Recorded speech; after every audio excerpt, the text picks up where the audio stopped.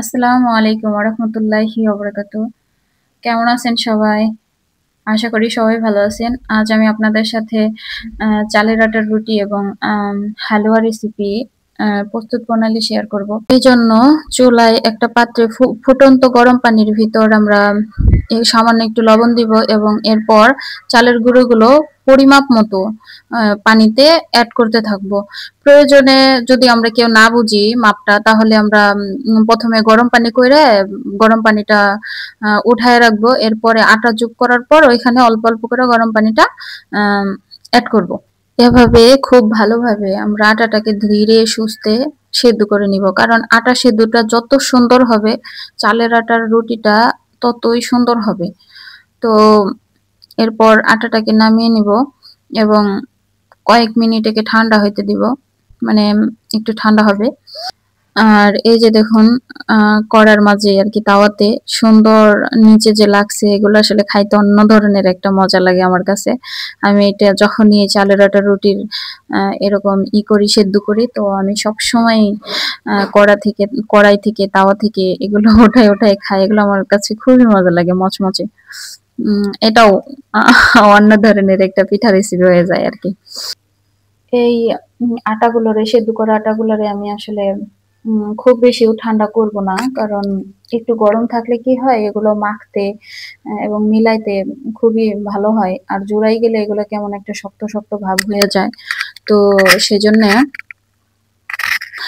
মানে একটু একটু হালকা গরম থাকতে এগুলো মাখায় নেওয়াই ভালো। তো আমি খুবই ভালো করে এগুলো মাখানোর চেষ্টা করলাম, মানে গোলা তৈরি করার চেষ্টা করলাম। তো হয়ে গেছে আমার আটা রুটির গোলা। তো এখন আমি রুটি বানাই ফেলবো, দেখি কেমন হয় আমার হাতের রুটি। আসলে অতটা এক্সপার্ট রুটিতে আমি না, তবে এখন চেষ্টা করে আর কি, কিছুটা হয়, চলে, মানচিত্র আর কি হয়ে যায়। তো সুন্দর করে আপনারা রুটি করে নেবেন। আমি আমার যথাসাধ্য চেষ্টা করছি। তো আমার হাতে রুটি আর কি খুবই কম ঘুরতেই চায় না, মানে খুবই তেরামো, আমার সাথে খুবই রাগ রুটি। মানে আমি একদিকে গেলে রুটি আর একদিকে চাই, মনে হয় রুটি বেলতে গেলে এরকমই। তো চেষ্টা করতেছি সুন্দর করে রুটি বেলার, ইনশাল্লাহ শিখে নিব। তো এভাবেই একের পর এক রুটিগুলো বেলে নিব। তো দেখা যাক, একটাই হয় না। সবগুলো করতে কত টাইম লাগবে।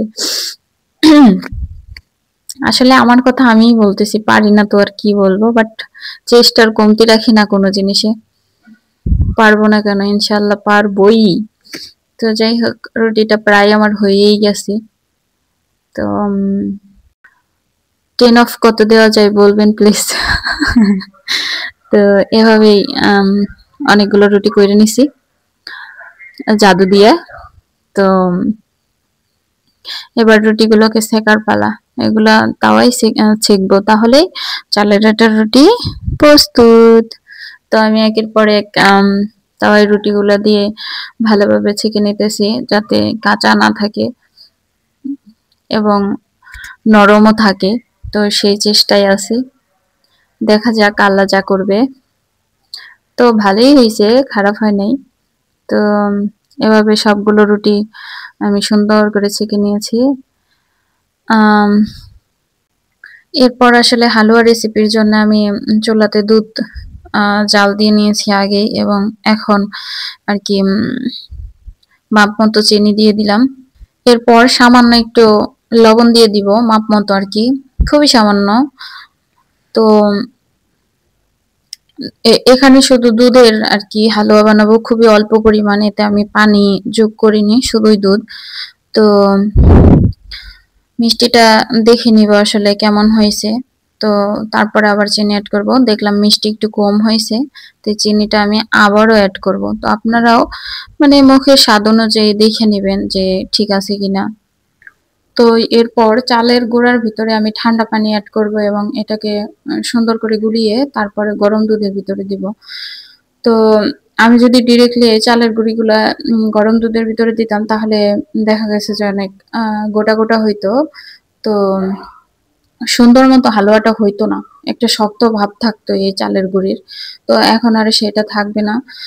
দেখুন 1-2 মিনিটেই কি সুন্দর আর কি এই চালের গুঁড়াটা সিদ্ধ হয়ে মানে হালুয়াটা তৈরি হয়ে যাইতেছে। তো আমি চেক করে দেখতেছিলাম যে আসলে এখানে মিষ্টি ঠিকঠাক আছে কিনা এবং লবণের মাপটাও ঠিক আছে কিনা।